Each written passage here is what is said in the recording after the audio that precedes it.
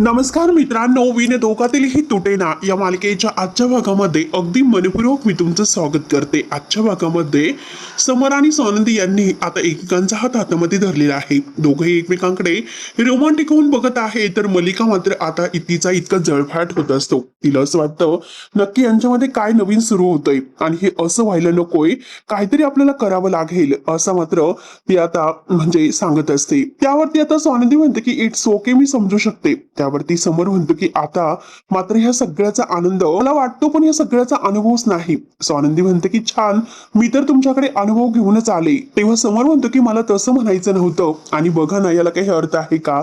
नाही. मलिका लगेच आता गुपचूप थोडीशी बाजूला होते आणि ऐकण्याचा प्रयत्न करत आहे. आणि आपण एकमेकांचे चांगले मित्र आहोत, तेव्हा आता आपण एकमेकांच्या हात तर धरू शकतो. म्हणून समोर पुन्हा उभा राहतो आणि पुन्हा मात्र स्वानंदीचा हात धरतो. तो स्वानंदीला म्हणतो की खरंच आहे. स्वानंदी विचारते की काय? समर म्हणतो तुमचे डोळे खरंच खूप सुंदर आहेत. तेव्हा आता स्वानंदी थँक्यू असं म्हणते. समर म्हणतो की थांबा, अहो जाऊ नका. आणि खरं तर या डोळ्यामध्ये बघून ह्या डोळ्यांकडे मला सतत बघावंच वाटतं, एखाद्या चित्रासारखं. स्वानंदी म्हणते की तुम्हाला कंटाळा नाही येणार का? समर म्हणतो की काय, तुमच्याकडे बघण्याचा कधीच नाही. आणि ते दोघं एकमेकांच्या खूप जवळ आलेले असतात, एकमेकांच्या हात धरून एकमेकांच्या डोळ्यात बघण्यासाठी. तेव्हा मात्र आता हा अंशुमन धावतच येतो दादा करत. आता त्यांचं हे नाटक चालू असतं. आता मात्र समर आणि स्वानंदी यांनी दोघांनी एकत्र येऊ नये यासाठी यांचं हे नाटक सुरू आहे. आणि म्हणतो की अरे दादा चल ना, अरे मॉमला काहीतरी होतंय, ती खूप कसं करते काय माहिती, चल लवकरात लवकर, तिला खूप त्रास होतो. दादा हे बघ, मला काही सुचत नाही, लवकरात लवकर ये. तेव्हा समर म्हणतो की काकू काय झालं तुला? अचानक मात्र काकूला काय झालं? आणू मी असं बोलून आता समर धावतच बाहेर येतो. नक्की काय झालं असेल काकूला? आणि आता मलिका प्रॅक्टिस करत असते, डोकं आपलं भिंतीवर जरा आपटून घेत असते. आणि अगं मलिका, तुला हे तर करताच आलं पाहिजे. म्हणून आता अंशुमन धावतच येतो. तर अंशुमन म्हणतो की मॉम, अगं दादा आलेला आहे. समोर मी आता आलेला आहे बघून मलिका विचारते की कुठे आहे? अंशुमन म्हणतो की आलाच असेल. आणि तेवढ्यात मात्र आता ती जोरजोराने भिंतीवर डोकं आपटून घेण्याचा प्रयत्न करत आहे. आता मात्र अंशुमन जोरजोराने ओरडतो की अगं मॉम, तुला काय होतं? मलिका आता जोरजोराने डोकं आपटून घेत असते.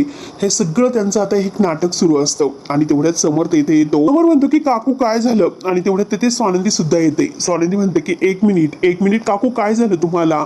अंशुमन धरण्याचा प्रयत्न करतोय आणि म्हणतो की मॉम, ए मॉम. तेव्हा लगेच आता मलिका म्हणते की अरे मला काही सुचत नाही, असं वाटतं की डोकं फोडून टाकावं. नक्की काय झालं असेल तेच मला कळेना. तेव्हा अंशुमन आता रडण्याचं नाटक करतो. अगं मॉम, असं काय होतं तुला?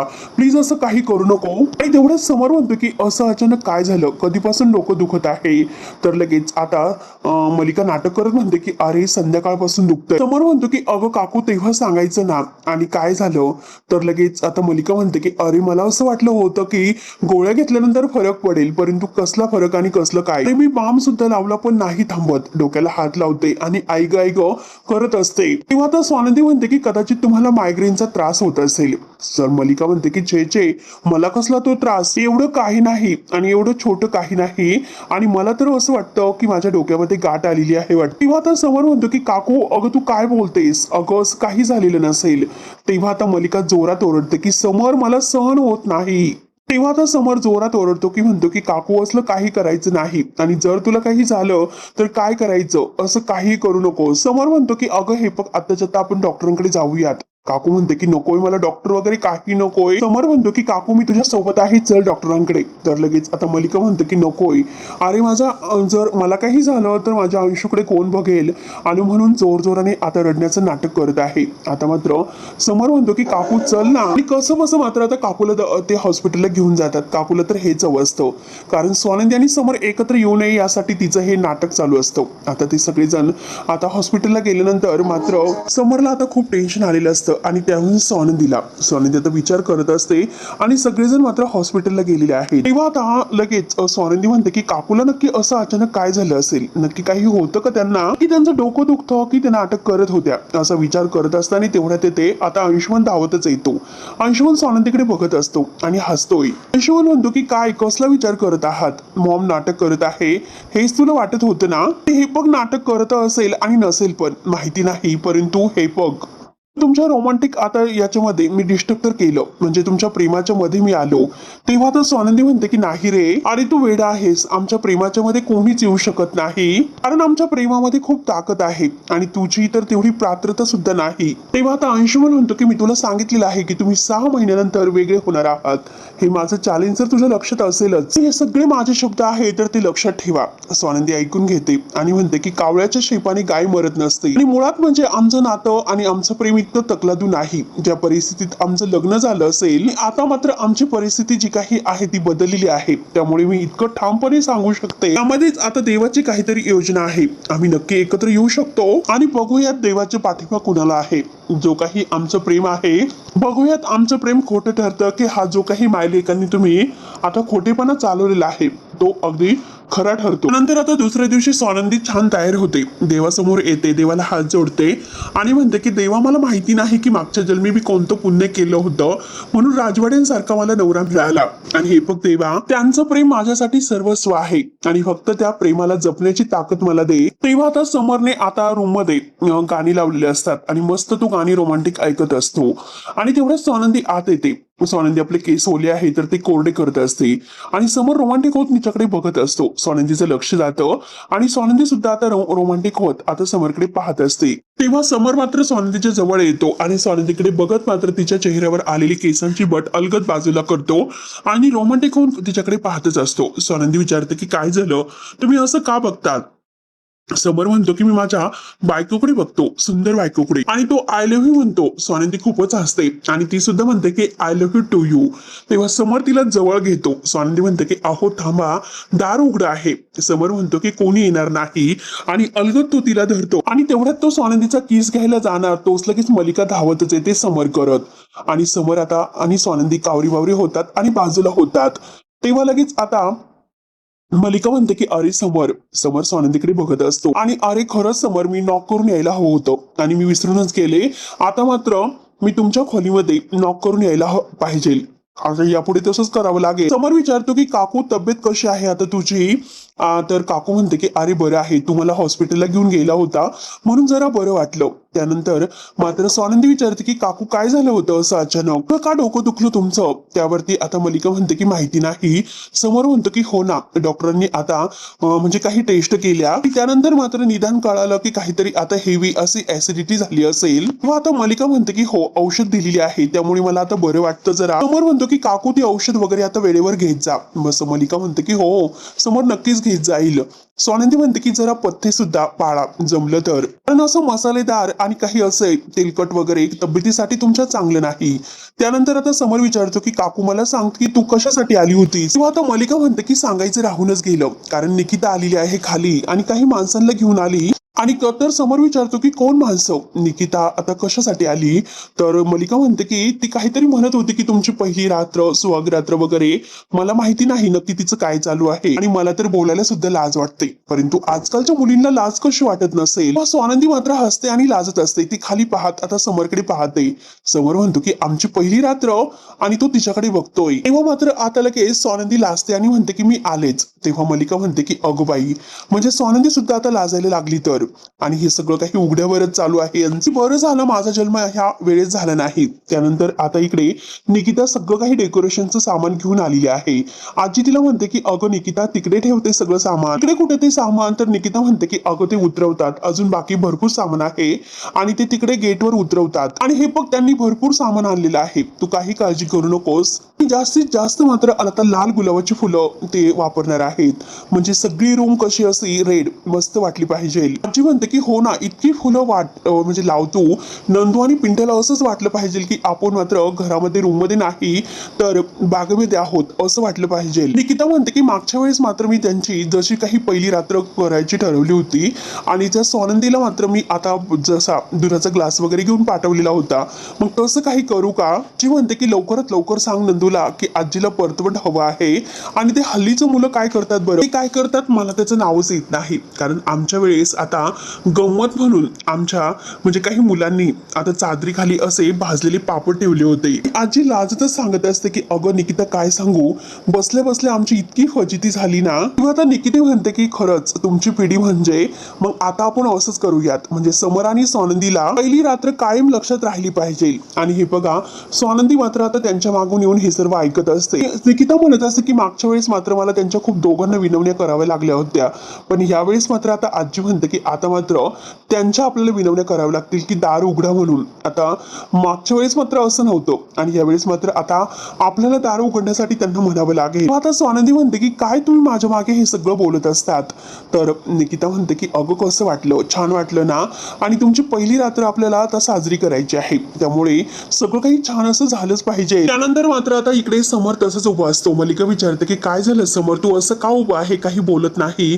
म्हणजे घरामध्ये असं सगळेजण तक्रारी केल्यासारखं जसे उभे राहतात ना, अगदी तसंच उभं आहे, नक्की काय झालं बरं. तेव्हा आता मलिका म्हणते की अरे सहज विचारलं, कारण निकिताचा उत्साह पाहिला ना, त्यामुळे मला असं वाटलं की नक्की तू बरं आहे की नाही.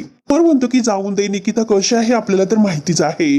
तर मलिका म्हणते की मला तर विशेषच वाटलं, कारण तुमची पहिली रात्र आहे आणि हे सगळं वगैरे वगैरे म्हटल्यानंतर बघ ना, अरे किती अवघड वाटतं. लोक काय म्हणतील बरं याचा विचार केलास का, आणि तुला माहिती होतं की निकिता असं काही करणार आहे ते.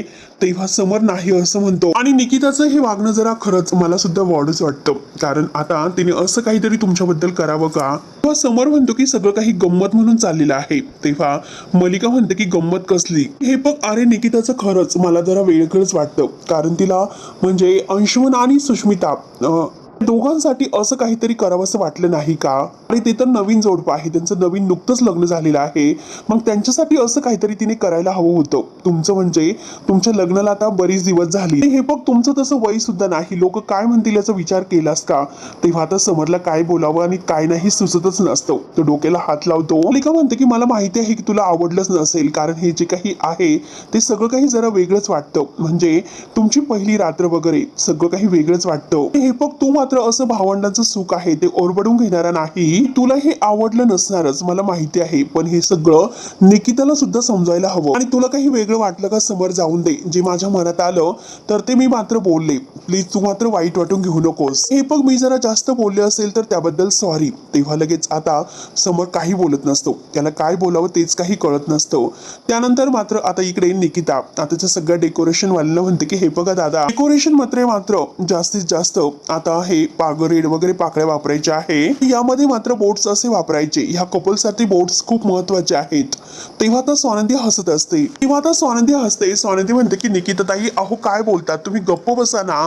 तर स्वानंदी आता हसत असते, आजी सुद्धा खूप हसत असते आणि स्वानंदी खूप लाजत आहे. निकिता म्हणते की अगं नको इतकी चिडू, आणि ह्या डेकोरेशनचं काय, हे करू की नको, ते तुमची पहिली रात्र आपल्याला साजरी करायची आहे आणि तुला चालेल का. आणि तेवढे तेथे समर येतो. स्वानंदी मात्र लाजत असते, मलिका त्याच्या मागेच असते. समर विचारतो की हे सर्व काय आहे. किंवा निकिता म्हणते की बरं झालं अरे तू आलास आणि तुला मात्र ज्या कॅन्डल्स आहेत तर त्या चालतील की साध्या अरेंज करायच्या, मी साध्या सुद्धा मागवलेल्या आहेत. म्हणतो की तेव्हा समर म्हणतो की अगं निकिता हे काय करतेस तू, काही गरज नाही, हे काही तू करू नकोस. तेव्हा आता स्वानंदी उभी राहते, तर मलिका काकूला आनंदच होत असतो. तर निकिता विचारते की अरे म्हणजे काय. तर समर म्हणतो की मी सांगतो म्हणून. मुळात म्हणजे हा सगळा घाट तुम्हाला विचारून घातला पाहिजे होता, आणि हे सगळं तू कुणाला विचारलं, हे सगळं नकोय मला. आणि आमच्या दोघांचं हे वय आहे का, माझं वय 45 आणि त्यांचं सुद्धा वय 45 असेल, या वयामध्ये हे सगळं कसं व्यवस्थित दिसेल, कसं साजरी करायचे हे सेलिब्रेशन वगैरे पहिली रात्र. आणि तेवढ्यात मात्र आता निकिता म्हणते की काय बोलतो समर, आणि तू वयाचा कधीपासून विचार करायला लागला, ते प्रेमामध्ये कुठे आपण वय बघत असतो का. त्यामुळे हे बघ आता मात्र मी ऐकून घेणार नाही, आणि त्या माणसाला म्हणते की तुम्ही कामाला लागा.